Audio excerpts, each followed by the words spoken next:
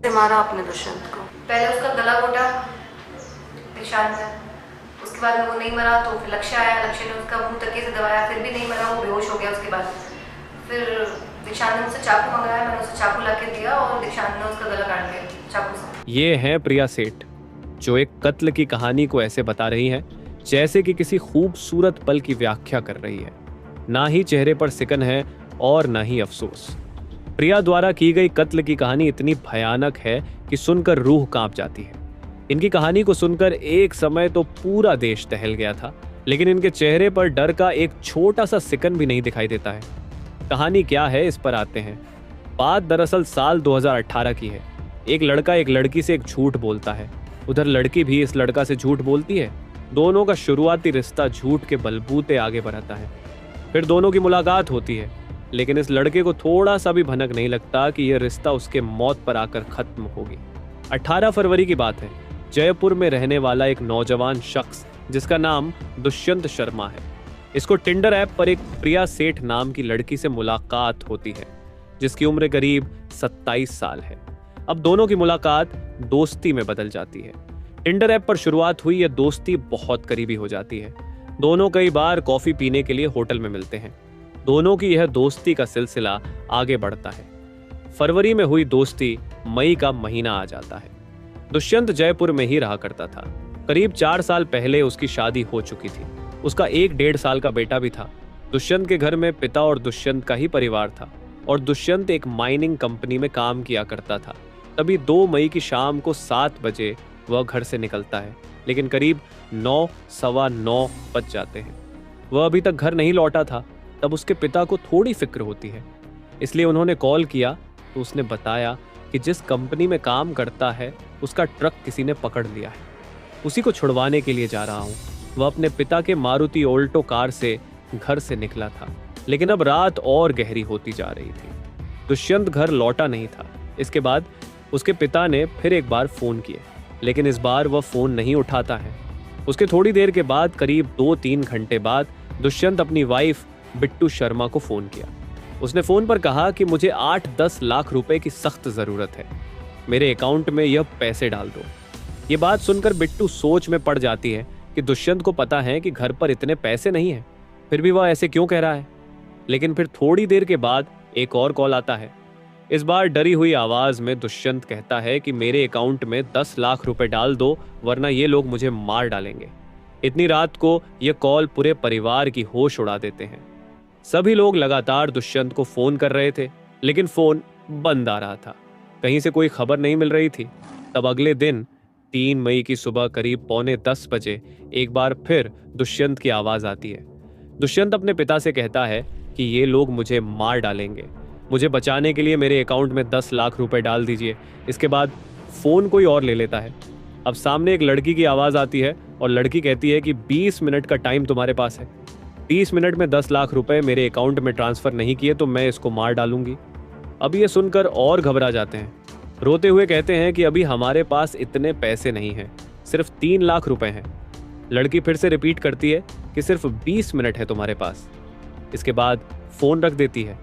तब दोपहर के 12 बजे करीब 2.25 घंटे बीत जाते हैं। 20 मिनट का टाइम दिया था, लेकिन 12 बज जाते हैं। दुष्यंत के पिता ने 3 लाख बैंक से निकाले और ट्रांसफर कर दिए। पैसे जितने थे उतने भेज दिए, लेकिन इसके बाद भी मोबाइल बंद है। दुष्यंत से ना बात हो रही है और न ही कहीं से उसकी खबर मिल रही है। इसी बीच घर वाले को लोकल पुलिस से कॉल आता है। पुलिस कहती है कि आपको हॉस्पिटल में आना है, कुछ ज़रूरी काम है। घर वाले बुलाए हॉस्पिटल पहुंच जाते हैं। पुलिस इन्हें एक लाश की पहचान करने के लिए बुलाई थी। लाश का चेहरा बिगड़ा हुआ था। चेहरा पहचाने जाने लायक नहीं था, लेकिन कुछ चीजें उस शरीर पर ऐसी थी कि देखते ही दुष्यंत के पिता उस लाश को पहचान जाते हैं।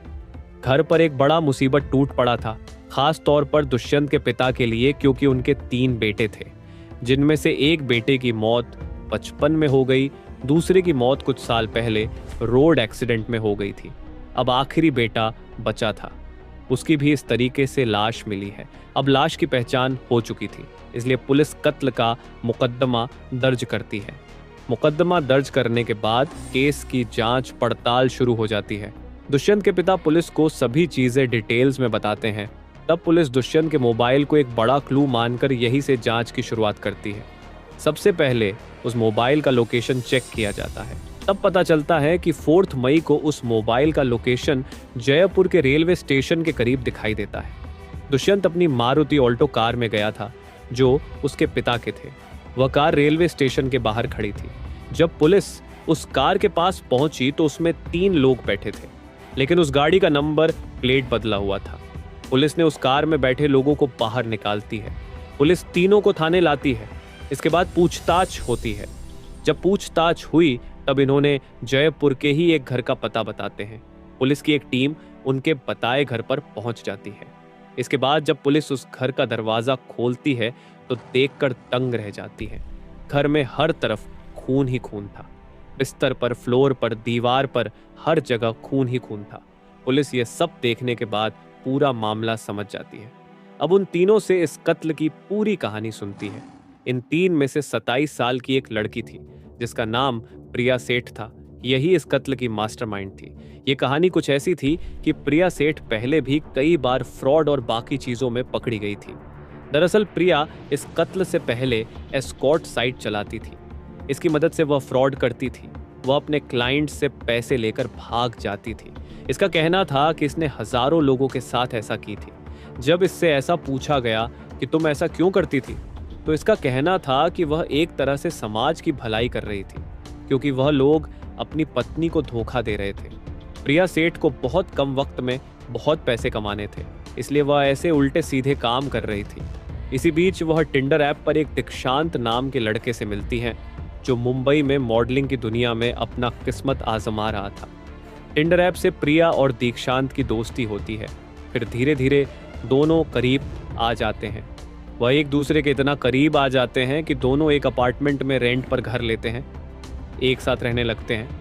एक समय पर दीक्षांत के ऊपर करीब 20 से 21 लाख रुपए का कर्ज हो चुका था, इसलिए वह मुंबई छोड़ जयपुर चला आता है ताकि जिन लोगों से कर्ज लिया है उनसे पीछा छूट जाए।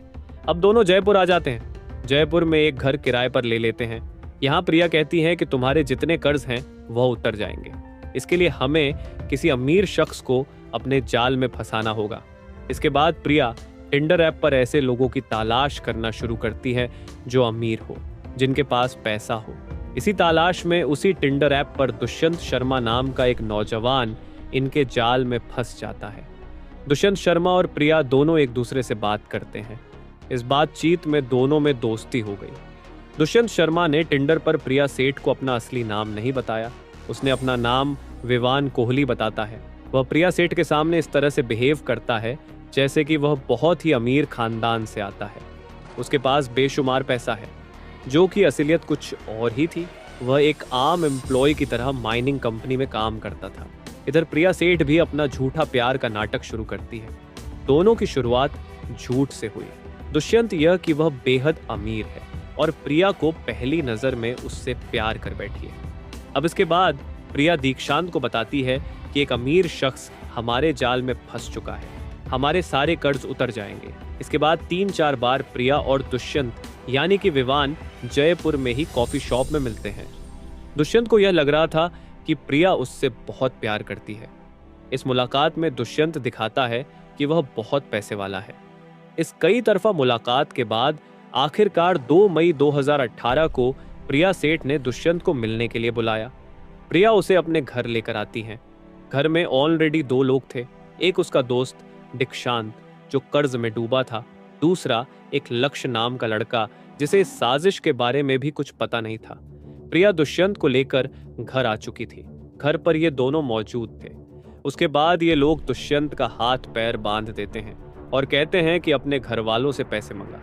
इसी दौरान में उसके पर्स से पता चलता है कि यह विवान कोहली नहीं बल्कि इसका असली नाम दुष्यंत शर्मा है।